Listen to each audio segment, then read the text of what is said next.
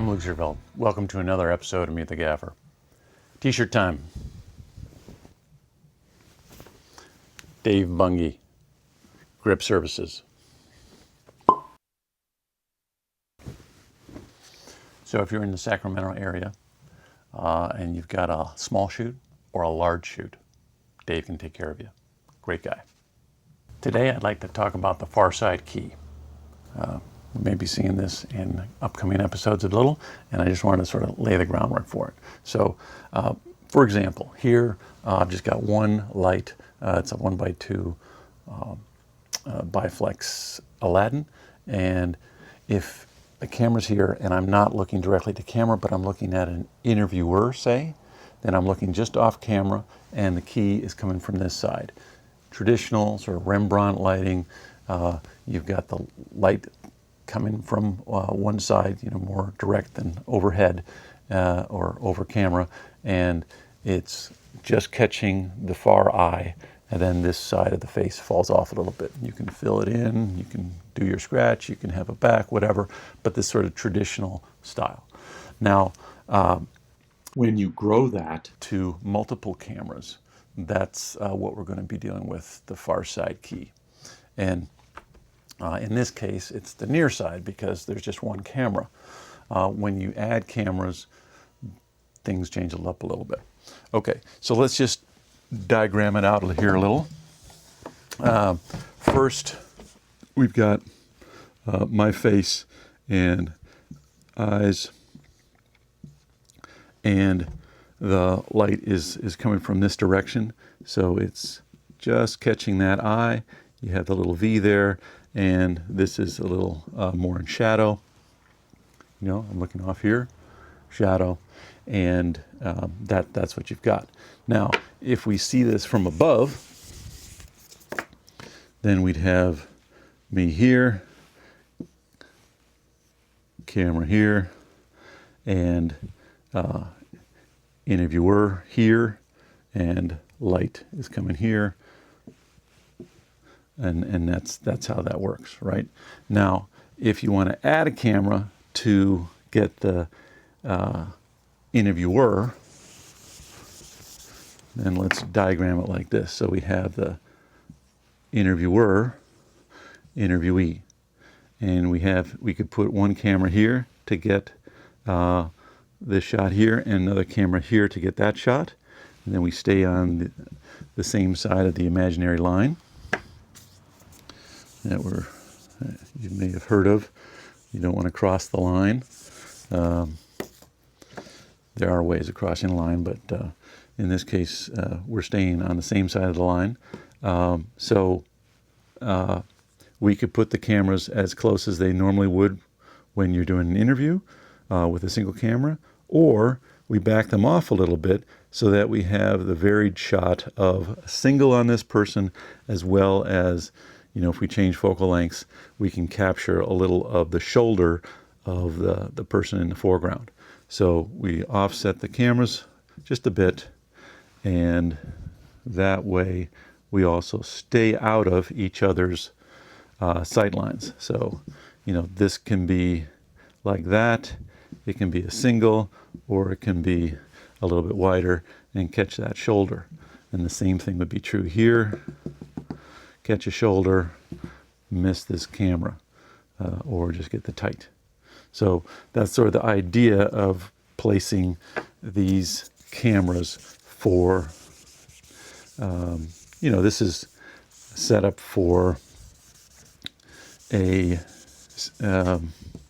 just a simple sit-down interview, but it could be scaled to two people having a conversation in a parking lot, or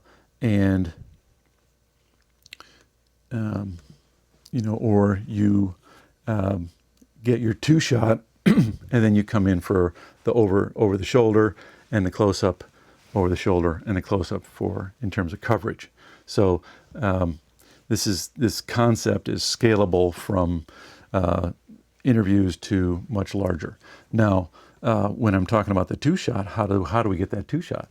Well, that two shot is a third camera or a third camera position and that would get your 2-shot. And so then this, now if this was a sit-down interview and you had 3 cameras, now you've got multicam, okay? And you're capturing this 2-shot, you're getting the singles, you're getting the single and also the shoulder in the shot there. Now, when we were lighting this with a single camera and just on the interviewee, we had the light coming from here. And if we are lighting both people for multiple cameras, we would have the light for this person coming from here. So now we're cross keying and we're having these lights on the far side. So now this has become the far side because we've added this 3rd camera. If you don't have this 3rd camera, then these cameras could be on this side, could be on that side, the lights could be over here. You know, you have your choice. But as soon as you put a camera here, if you have the lights on this side as well, it's very flat. So to get, you know, traditionally better looking modeling on the faces, you have the keys on the far side. So that's the basic concept. And then, you know, let me just redraw this again, but we have our 2 people, and this is, you know, just sort of standard 60 minutes, any kind of interview where they want to have the interviewer in the shot as well. And then if you add that 3rd shot, now you have to deal with the lines. So now you have lights that are on the far side, and they can either be further back and add a little backlight for this person. You probably have to, you know, have some nets in there or silks, or you have individual lights for the key, and then, you know, something for the back, maybe a scratch from this side, you know, just to catch this cheek on this side, and another one here, and then a little fill, you know, from here. You can easily, you know, I've done this like with 8 Astras, but if you've got a window or something like that, then it has to be brighter, and you have bigger units, or you have units that are much farther away. Once did a interview with Lady Gaga before the Super Bowl, and, you know, we had like M18s that were just further away, and then multiple nets and softeners, you know, depending on who was sitting in which seat. But what happens is when you have these lights closer in, you have to keep them out of this shot and keep them out of this shot.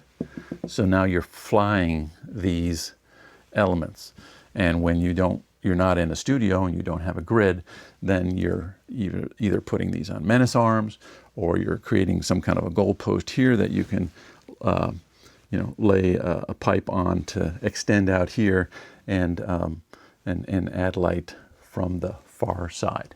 So that's the basic concept. Just wanted to kind of get that rolling because I think you'll see it in some episodes coming up. Thanks for watching. We'll see you again next time.